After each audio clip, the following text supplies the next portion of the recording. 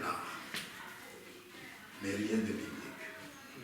Et à la fin, ça fait maintenant à peu près plus de 10 ans qu'on est dans cette salle, qui a déjà reçu quelque chose de surnaturel. C'est rare de voir un frère et une soeur recevoir quelque chose de surnaturel qu'aucun homme n'a jamais reçu. C'est rare. Pourquoi? Parce que vous priez mal. Dieu veut que ses enfants soient sincères avec l'intérieur de leur cœur. Jésus a dit, quand le Saint-Esprit viendra, l'Esprit de vérité, il vous conduira dans toute la vérité. Mais quand vous êtes sur la voie de Dieu, laissez-vous être conduit par le Saint-Esprit. Là, dans votre cœur, là où Dieu a choisi de résider dans le corps humain, il vous parle. Il dit, crie maintenant, crie. Mais toi, tu ne peux pas crier. Quand il avait dit à Frère Franck, ne monte pas cet avion, il a dit, je ne monte pas l'avion. Il a annulé le voyage. Mais pourquoi est-ce que vous, enfants de Dieu, votre Père Céleste vous parle à l'intérieur, vous ne voulez pas obéir? Pourquoi? Tandis qu'un arbre dans la brousse, un arbre sur la rue, obéit à la voix de Dieu en hiver. Quand il dit, laisse descendre la sève aux racines, la sève descend, et les feuilles sèches et tombent. Pourquoi, frères et sœurs? Réveillez-vous. Réveillez-vous, frères et sœurs. Écoutez la suite. Dieu recommande toujours à son peuple et à ses enfants croyants de suivre toujours la voie à laquelle Dieu a pourvu. C'est ça la pensée de Dieu. Recommander à ses enfants la voie à laquelle il a pourvu. C'est-à-dire réclamer à corps et à cri ce dont on a besoin. Il veut que vous réclamiez à corps et à cri. J'ai dit, mais c'est écrit où dans la Bible, frère? Mais quand Jésus a dit, laissez les petits enfants venir à moi, le royaume des cieux à ceux qui leur ressemblent. Voilà, tout est là. Comment ça vous ressembler à un enfant? Mais donnez-moi, Seigneur, tu as promis le Saint-Esprit, donne-moi Seigneur, donne-moi, et tu tombes par terre. Tu ressembles à un enfant. Tu vis ce verset biblique-là. Amen. Amen. N'essayez pas de lire la Bible comme un journal. N'essayez pas de comprendre la Bible par votre intellectualisme. Non. Laissez-vous être conduit par le Saint-Esprit. Soumettez-vous au Saint-Esprit. Quand tu entends la petite voix qui te parle, obéis. Amen. Amen. Ah. Nous lisons encore dans la Bible, dans Matthieu chapitre 7, versets 8 à 11. Matthieu chapitre 7,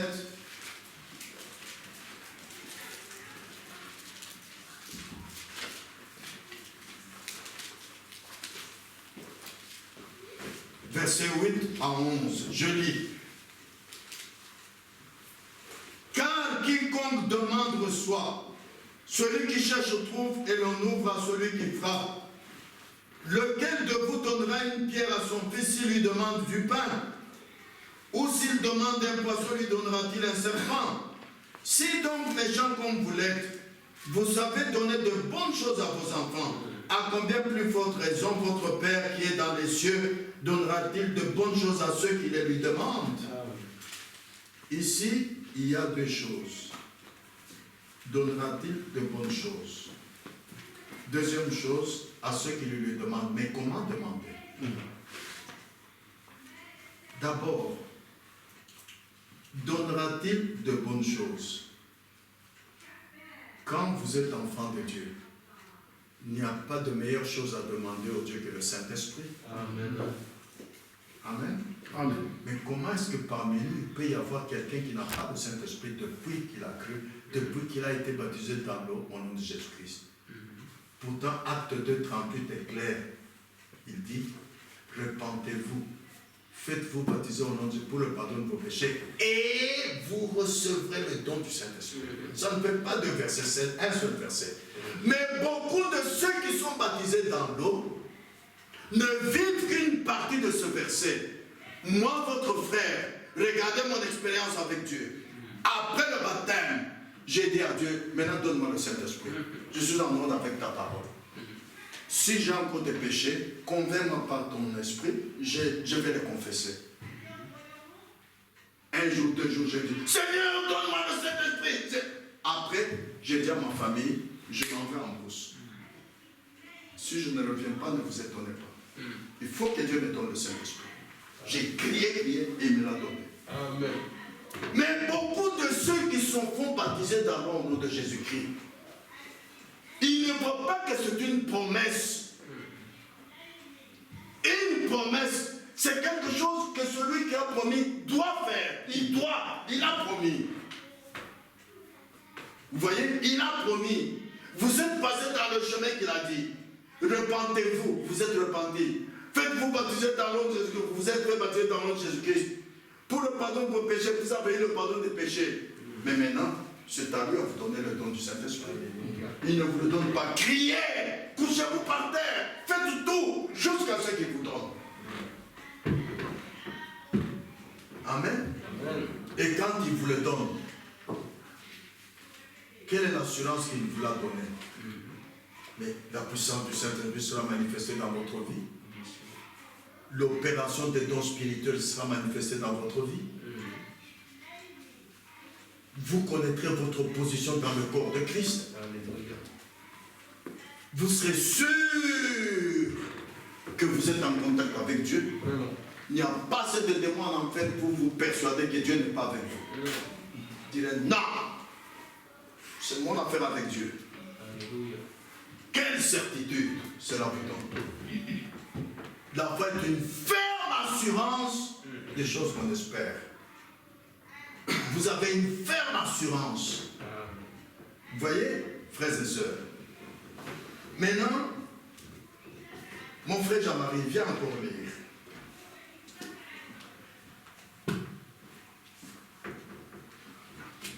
Maintenant, tu vas lire 175, 76 et 77. Non, 77 dans le 175 et 76. Vas-y. Cela s'applique aux enfants de Dieu. Je peux établir un parallélisme là-dessus pour vous. Un homme se lève, s'avance et dit, tout en mangeant très bien les chewing-gums, vous savez, Père, me voici ce soir. Si tu veux me donner le Saint-Esprit, c'est en ordre, me voici. Mais si tu veux me guérir, me voici assis ici. Mais si tu ne le veux pas, eh bien, il n'y a pas de problème. C'est ta volonté, Seigneur. Elle a déjà écrit sa volonté ici dans la Bible. Celle-ci est ta volonté. Très bien. Celle-ci est sa volonté ici même. Et si tu veux me donner cela, je le recevrai. Mais néanmoins, si tu ne veux pas, eh bien, il n'y a pas de problème. Vous n'aboutirez jamais quelque part. Voilà la manière que beaucoup font pour demander le Saint-Esprit à Dieu. Ils n'aboutiront à rien. Mais quelqu'un qui a là écrit, comme Buddy Robson, il s'est arrêté en plein milieu du champ de blé, il a attaché son mulet, il a dit, Seigneur, si tu ne me donnes pas le Saint-Esprit, à ton retour, tu trouveras un tas de eaux ici même.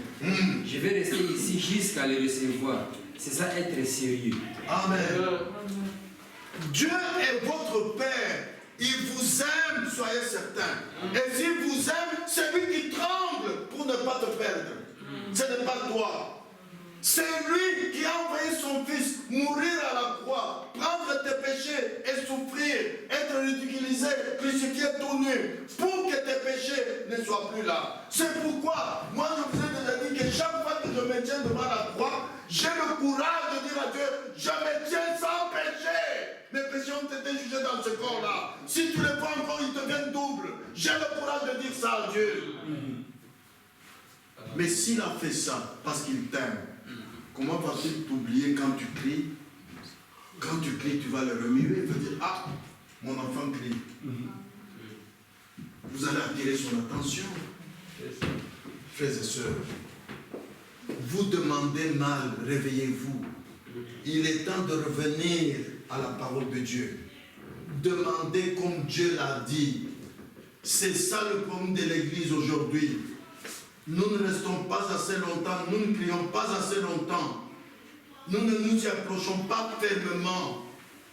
Si un petit enfant a besoin de quelque chose, il va gigoter, crier et rougir. En ce moment-là, même sa mère, mon enfant, parce qu'il réveille l'amour de sa mère. Il réveille l'amour de son père. Qu'est-ce qui se passe-t-il avec mon enfant? Vous voyez? Il y a même des enfants qui mélangent. Ah non, je parle. Il dit non, ne parle pas. Viens, allez, prends. Ça, Dieu a mis ça dans la nature comme instruction pour nous. Voyez, Dieu a donné à l'homme 5 sens. Vous avez vu la prière du premier homme ici, au Psaume 175. Dit, si tu veux me donner le Saint-Esprit, c'est en ordre. Si tu veux me guérir, me voici assis ici. Si tu ne veux pas, eh bien, il n'y a pas de problème. Dieu a donné à l'homme 5 sens pour entrer en contact avec sa demeure terrestre et non pas pour entrer en contact avec son Créateur. C'est son âme qui opère ce contact. C'est pourquoi je vous le dis, je vous le redis, je l'ai dit à la prédication de mardi, même quand nous prions, Dieu connaît ce que tu dois lui dire avant que tu pries. Mais cela ne veut pas dire que tu dialogues avec Dieu. Regardez l'exemple de Moïse au buisson ardent. Moïse était en faute parce qu'il avait quitté son assemblée. Il n'avait pas de communion avec Dieu. Comme il était né prophète, prédestiné à être prophète, à sortir les enfants d'Israël de l'Égypte, Dieu ne pouvait pas laisser échouer son œuvre. Le temps venu de sortir les enfants, Dieu lui-même est allé chercher Moïse, parce que Dieu nous aime. Et Dieu a sa manière d'attirer quelqu'un vers lui, qui n'est pas une manière intellectuelle, qui n'est pas une manière charnelle. Dieu est apparu à Moïse seulement dans un buisson qui brûlait sans se consumer. Mais regardez bien ce que la Bible nous enseigne. Moïse a regardé, il ne parlait pas, il attendait. Voilà ce que nous devons faire. Même quand quelque chose de surnaturel de la part de Dieu entre en contact avec vos 5 sens, vous vous taisez et vous attendez. Jusqu'à ce que Dieu lui-même a dit, Moïse, Moïse. Moïse a dit, me voici Seigneur. Il a dit, n'approche pas d'ici. Avec vos 5 sens du corps, vous ne pouvez pas approcher Dieu. Jean 4, 24 dit, Dieu est esprit. Il faut que ceux qui l'adorent, l'adorent en esprit et en vérité. Les 5 sens ne vous envoient pas en esprit. Vous êtes charnel. Bien que vous priez par les 5 sens, vous devez attendre comme Moïse jusqu'à ce que le Saint-Esprit vous conduira et vous vous soumettez à ce que le Saint-Esprit dit. En ce moment-là, le Saint-Esprit va réveiller votre 6e sens qui vous mettra en contact avec le surnaturel. La foi, c'est le 6e sens. La foi, c'est le don de Dieu. La foi ne vient pas des 5 sens de l'homme. Non, non. La foi, c'est le don de Dieu, dit la Bible. La foi, c'est le 6e sens. Mais pour cela, Dieu va d'abord vous attirer. Cela va entrer en contact avec vos 5 sens. Cela ne veut pas dire que vos 5 sens sont aptes à vous mettre en contact avec Dieu. Faux. Parce que Dieu a dit, Moïse, n'approche pas d'ici. Le sol sur lequel tu tiens est une terre sainte. Entre parenthèses, le Dieu très saint n'admet jamais qu'un pécheur entre en contact avec lui. Que ce qui est impur entre en contact avec lui. Ôte d'abord tes souliers. Ôte tout ce qui est du monde sur toi. Et fais ce que je te montrerai. Quand tu te soumets au Saint-Esprit, en ce moment-là, le Saint-Esprit réveille ton 6e sens. Alors, pardon, tu peux entrer en contact avec Dieu. Amen. Amen. Voilà pourquoi Dieu ne traite pas avec les dénominations. Parce que les dénominations se basent uniquement sur ce qui est charnel, mais qui est en connexion avec l'écriture. Ils prennent l'écriture et ils mettent en pratique. Cela n'est pas indiqué par Dieu. Montrez-moi votre Bible à main. Celui qui, dans le temps passé, dans la seconde, a pris l'écriture, a mis en pratique charnellement, et Dieu a confirmé cela. Ça ne se peut pas. Jésus a dit, le Saint-Esprit vous conduira dans toute la vérité. Il faut te soumettre au Saint-Esprit pour que le Saint-Esprit te conduise. Et quand c'est alors avec Dieu, Dieu viendra confirmer ce que tu pries ou ce que tu demandes. Dieu viendra manifester la confirmation de sa promesse dans ta personne. Alors, tu es en ordre avec Dieu. Amen. Amen. Les 5 sens, la connaissance de l'homme, ce n'est pas la voie à laquelle Dieu a pourvu. Non. Ça, c'est la voie de l'homme et c'est la mauvaise voie. Si nous sommes parfaitement soumis au Saint-Esprit, puisque Jésus a dit le Saint-Esprit vous conduira dans toute la vérité, Dieu réveille notre 6e sens et nous conduit par le Saint-Esprit. Maintenant, écoutez ceci. Au paragraphe 159.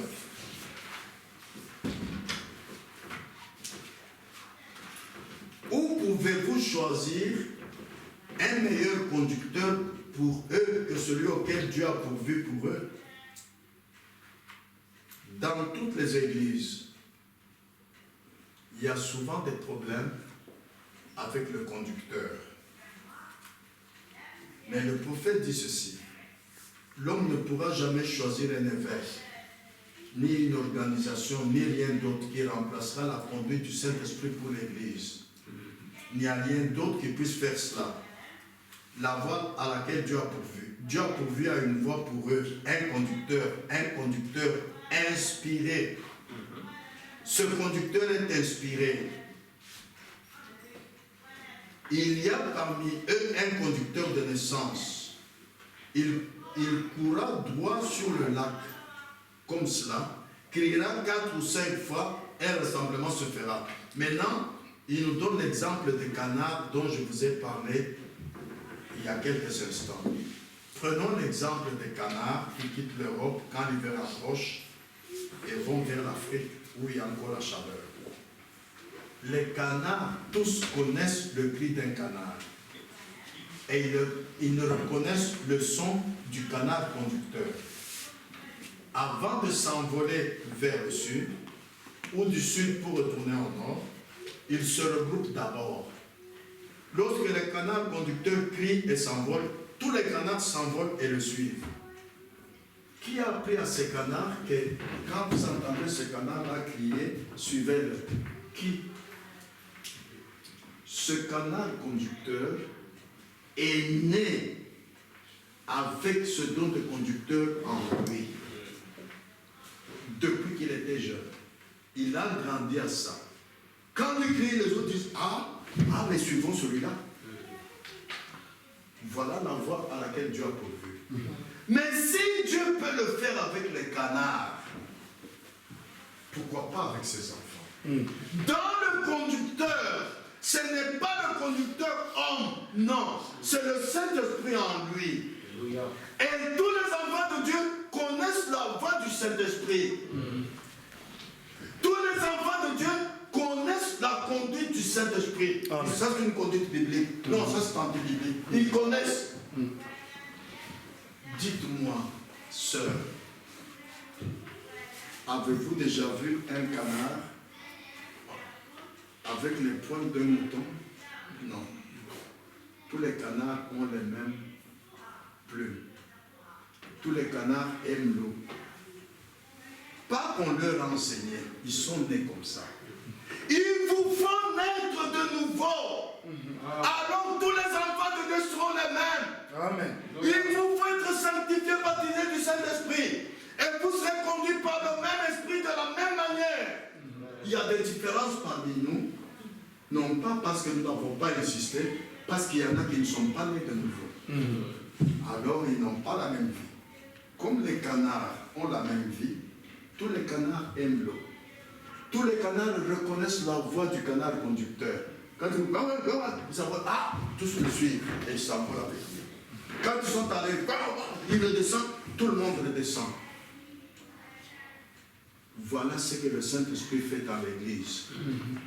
Voilà pourquoi maintenant, au moment où je parle, d'après la prédication de mardi, Dieu est en train de préparer son Église à arriver à avoir la foi de l'enlèvement. Dieu est en train de faire des préparatifs pour son Église, pour ceux qui veulent quitter cette terre. Comment est-ce qu'ils vont aller à l'enlèvement? Dieu est en train de les préparer. Maintenant, pas un homme, Dieu. Et le jour de l'enlèvement, tous, qu'ils soient chinois, qu'ils soient belges, qu'ils soient français, qu'ils soient congolais, tous auront le même esprit et tous vont monter. Amen. Si vous ne reconnaissez pas la voix du conducteur maintenant, qui est le Saint-Esprit, comment reconnaîtrez-vous quand il dira « monte ici » Frères et sœurs, c'est pourquoi, écoutez, quel bel exemple nous est donné par ce canard conducteur ici, que ce petit canard qui a été choisi par Dieu pour être conducteur crie et observer tous se rassembler pour un réveil. Moi, je ne comprends pas comment Dieu m'inspire maintenant. Ça fait la 3e prédication de tombe toujours sur le mot réveil. Lorsque nous avons parlé la fois passée, je vous ai montré d'en parler à cette montagne. On me dit que les choses que nous recherchons dans chaque réveil, c'est amener les âmes perdues à Christ, réveiller l'Église. Maintenant, on tombe encore avec ces canards. Quand ils reconnaissent la voix du conducteur, c'est un réveil. Le même réveil est dans l'Église maintenant.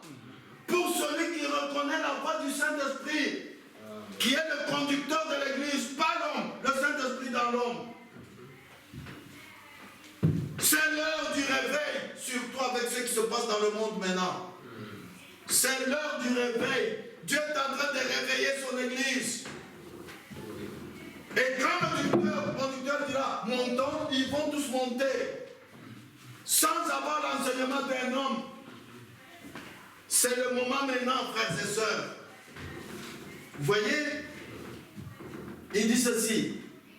Si un conducteur, s'il est un conducteur canard inspiré, il les amènera au lieu auquel Dieu a pourvu pour ces canards.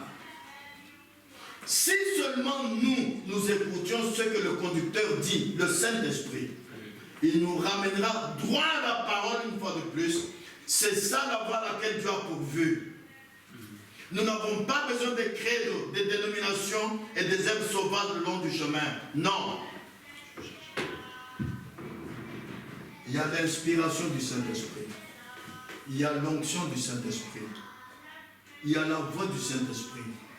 Alors, frères et sœurs, c'est bien écrit dans 2 Corinthiens que celui qui nous a oints, c'est Dieu. As-tu déjà vécu cette écriture? As-tu déjà reconnu que Dieu t'a oint? Ce n'est pas seulement le prédicateur. Celui qui nous a oint, c'est Dieu. David reconnaissait qu'il était oint. Si seulement les frères et sœurs, chacun pouvait connaître sa position, être certain de ce qu'il est vis-à-vis de Dieu. Être certain. Voilà ce qu'il nous faut. Pas seulement des joigneurs d'église. Non. Frères et sœurs, écoutez encore ceci. Nous allons vers la fin maintenant. Avant que nous puissions donc quitter cette demeure vers une nouvelle, nous devons nous rassembler dans un réveil. Frère Jean-Marie, viens, frère. Ça, j'aime bien.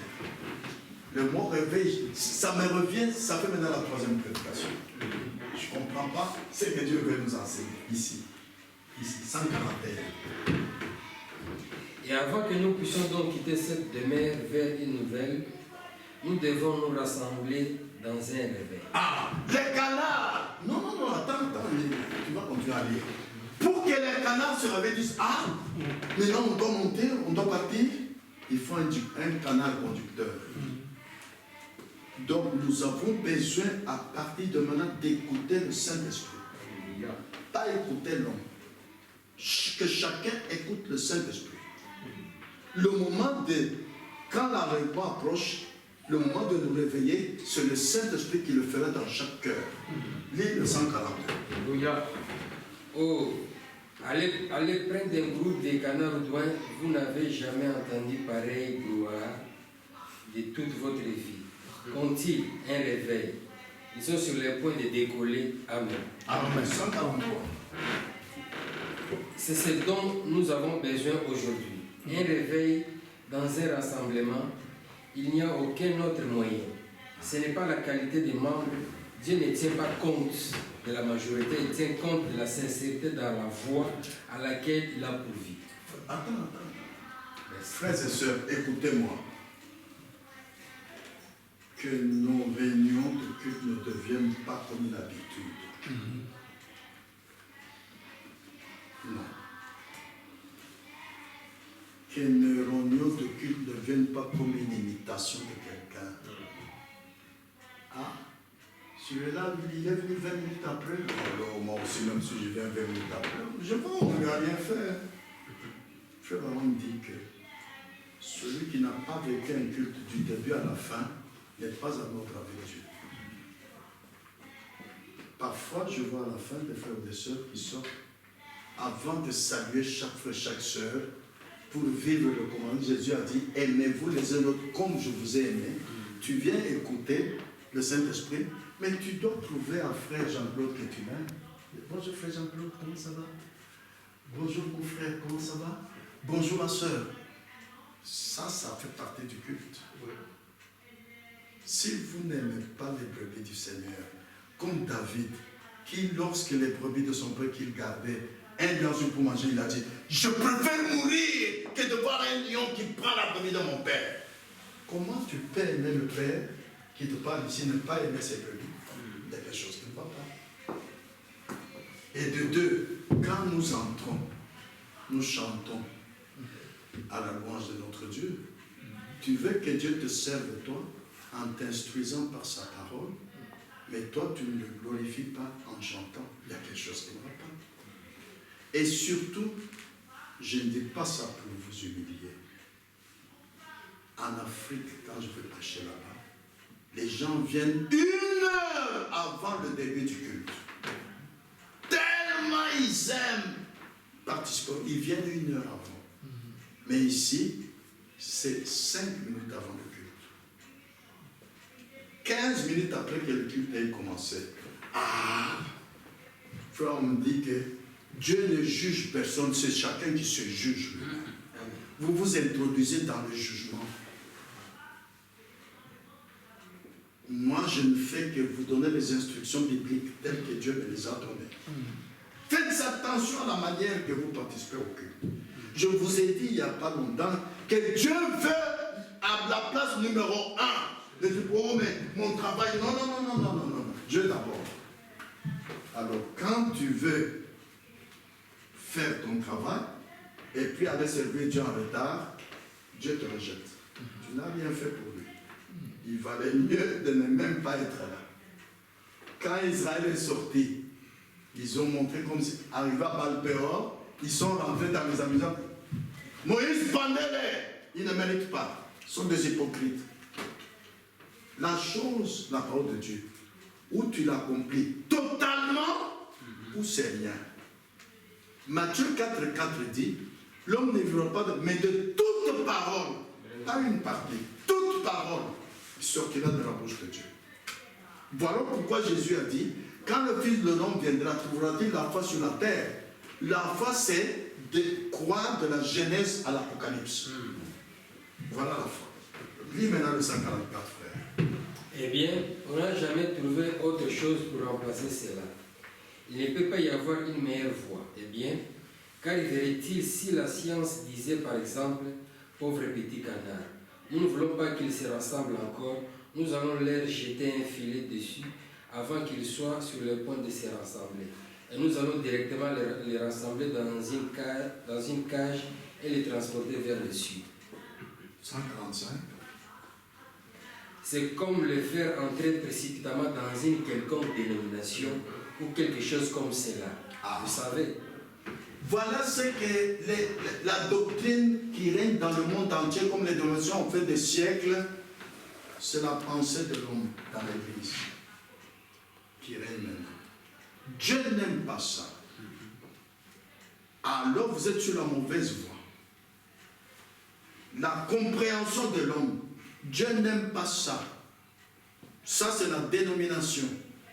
Nous venons ici, dès que j'entre ici, je me dépouille, je dis, Seigneur, que ta volonté soit faite. Même s'il me dit, couche-toi par terre, je me couche. Je ne réfléchis pas. Je ne regarde pas ce que les autres diront. Ma vie avec Dieu, c'est une expérience personnelle d'ailleurs. Il va le dire. Continue, frère. Amen. Et c'est comme les faire entrer précipitamment dans une quelconque dénomination ou quelque chose comme cela. Oui. Vous savez, les faire entrer dans une cage quelque part là, Oui. là il est en voie d'être abattu. Il sait qu'il va à l'abattoir lorsqu'il entre dans une cage. Oui. Mais lorsqu'il suit la voie à laquelle Dieu a pourvu, il est loin de cela.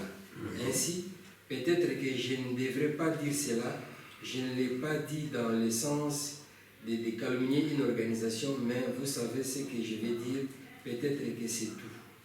Continue. Ce n'est pas ainsi qu'il faut s'y prendre. Vous n'avez pas à entrer précipitamment dans une organisation, vous enfermer dans une cage et dire je suis méthodiste ou baptiste ou autre chose. Oh, frères et sœurs, faisons ceci. Voilà l'organisation. Continue. Ce n'est pas ça, non, non. Vous devez vous rassembler, c'est vrai. Vous devez en arriver à vous frayer la voie à force de picorer vous-même. Alléluia. Amen. Voilà pourquoi Dieu nous a envoyé un prophète.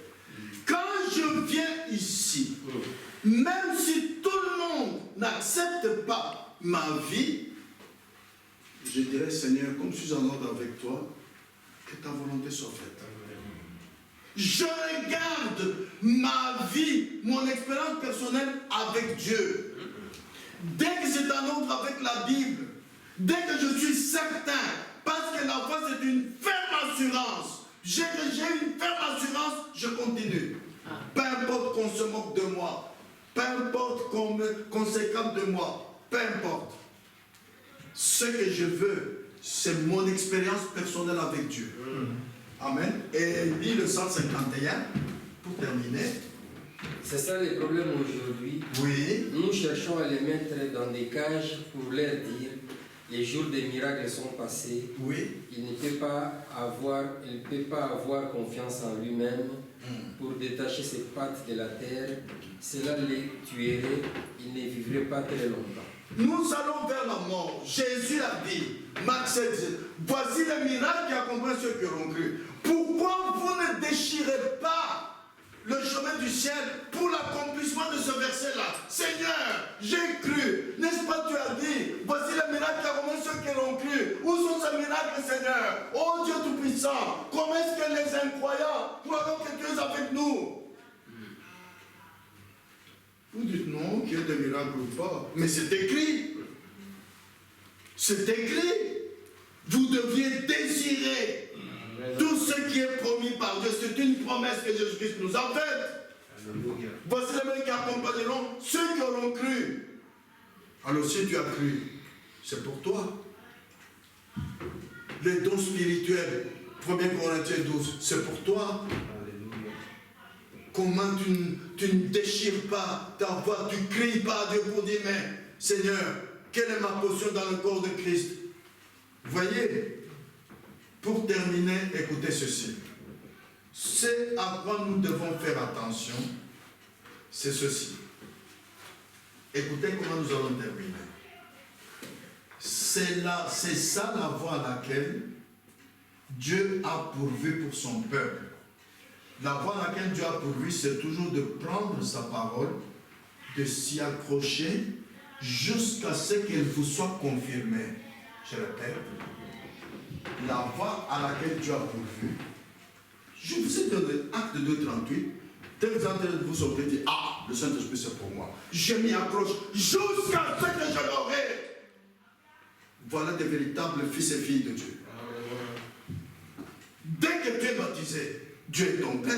Alléluia. Avant le baptême, tu étais peuple de Dieu. Après le baptême, tu es enfant de Dieu.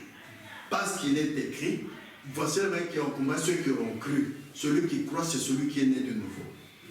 Pour que je sois d'accord dans mon cœur d'être conduit par le Seigneur à être baptisé, c'est que je suis né de nouveau. Alors dès que je suis baptisé, je suis fils de Dieu. Maintenant je crie, Seigneur, Seigneur, Seigneur. Tout ce qui est promis, c'est pour moi. Voilà ce qui échappe à beaucoup de frères et de sœurs. C'est ça la voie à laquelle Dieu a pourvu pour son peuple. La voie à laquelle Dieu a pourvu, c'est toujours de prendre sa parole, de s'y accrocher, jusqu'à qu'elle vous soit confirmée à vous. À vous. Alléluia. Dieu, une voie à laquelle il a pourvu, s'accrocher à la promesse, jusqu'à ce qu'elle soit rendue manifeste pour vous, individuellement.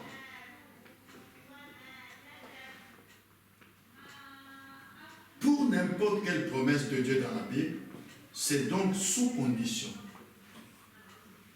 Le seul fait pour vous de croire que cela est là, ça n'accomplira pas. Ah, c'est peut-être pour ça que des années, tu as marché, mon frère et ma soeur, tu ne vois pas la promesse s'accomplir et tu te tais. Ce n'est pas normal. C'est que c'est toi-même qui n'es pas dans les conditions de l'accomplissement de la promesse. Vous voyez? Maintenant, il le dit ici clairement dans la préparation. Regardez, ceci va peut-être vous choquer, mais c'est le prophète qui dit. Les gens disent, eh bien, alors frère Branham, quand je crois, cela règle la question. Non, ce n'est pas le cas. Il doit y avoir un retour, une action de Dieu là pour confirmer votre foi. Ah, il y en a qui sortiront d'ici aujourd'hui honteux. Oh, j'ai cru, mais j'ai cru. Mais où est-ce que Dieu a confirmé ça? La Bible dit, chaque affaire sera réglée par déposition de 2 ou 3 témoins. Tu es le seul qui dit, je crois. Où est le deuxième témoin et le troisième? Le deuxième, ça doit être les gens qui te voient. Ah, mais tu as changé. Avant tu buvais, avant tu dansais, mais maintenant, quand on va à une fête, tu ne danses pas du tout. Les gens verront ça. Le troisième témoin, c'est Dieu lui-même. Il doit descendre et confirmer sa parole dans ta vie. Faites attention à ça, frères et sœurs. Écoutez bien. Il doit y avoir une action de Dieu là pour confirmer votre foi. J'en ai marre, ça c'est le prophète qui dit, de voir les gens faire de l'autostop pour aller au ciel. Ils disent tout simplement, croyez-vous cela? Frère, Dieu n'a pas de choses pareilles. Un homme doit naître de l'Esprit de Dieu, être régénéré, devenir une nouvelle création, sinon il est perdu. Quand nous vous prêchons, nous ne vous demandons pas de faire un effort, sœur, pour vous habiller d'une manière biblique. Non, non, non, non.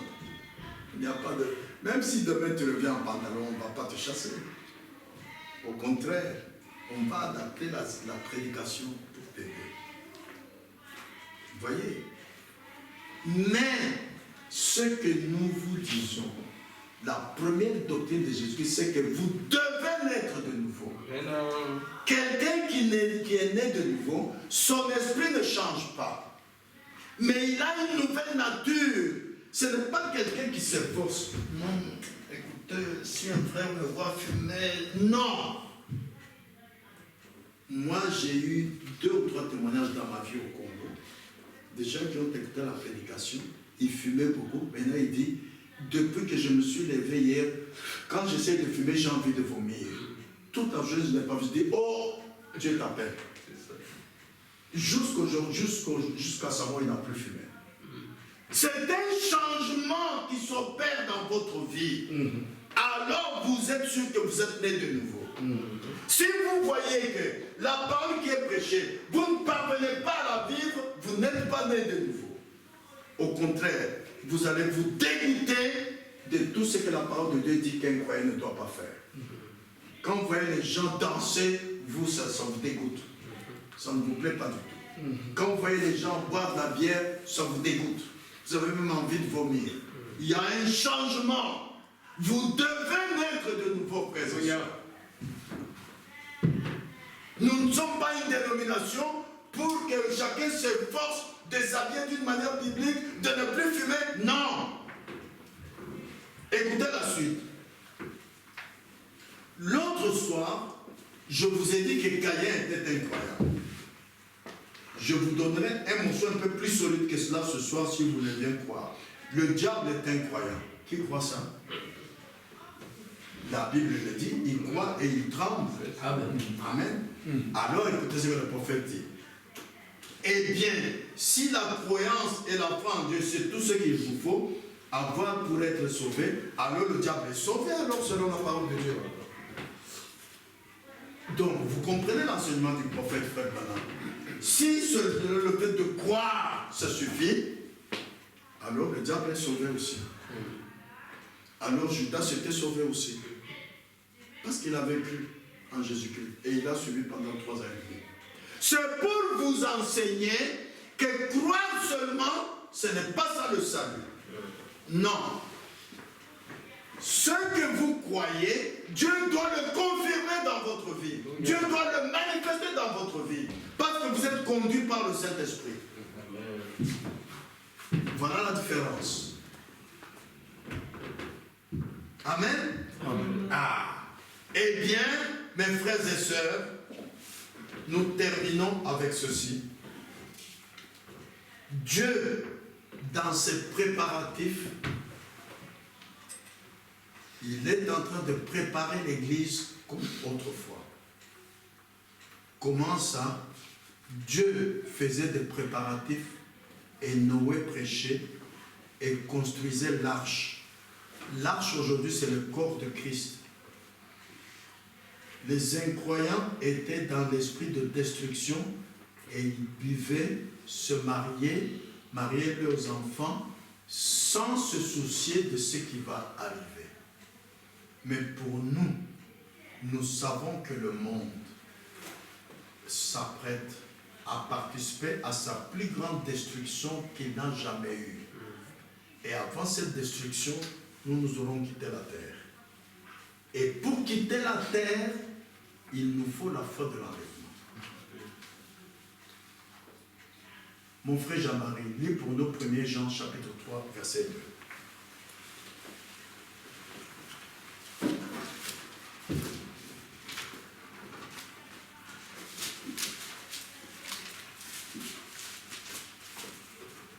Jean, chapitre 3, verset 2.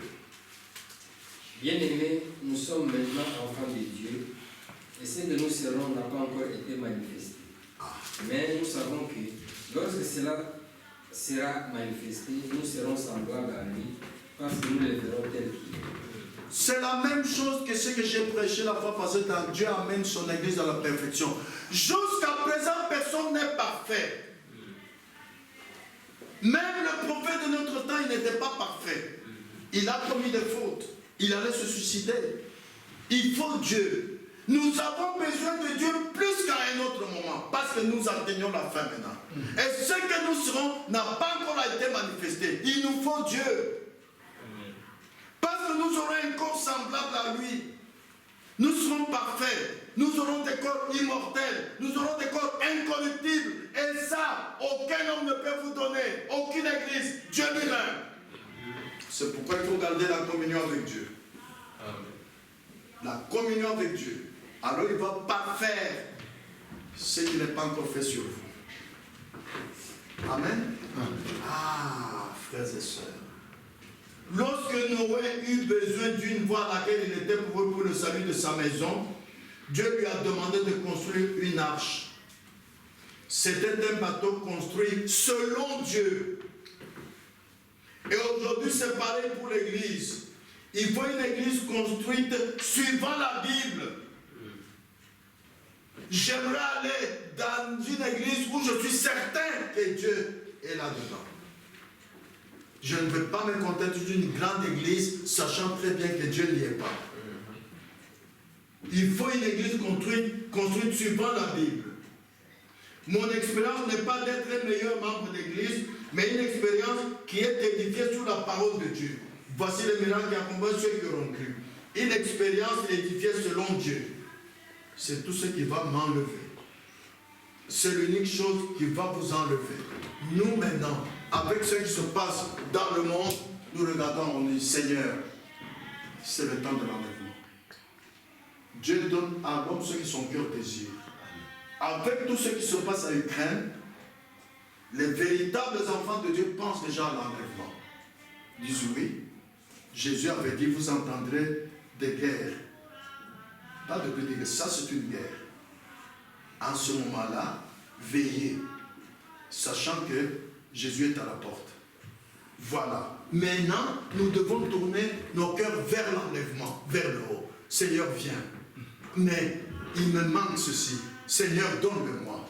Et je vous ai montré comment la Bible enseigne qu'un enfant de Dieu demande avec des causes. Seigneur, Seigneur, Seigneur. Voilà comme un enfant demande. Que Dieu vous bénisse. Amen.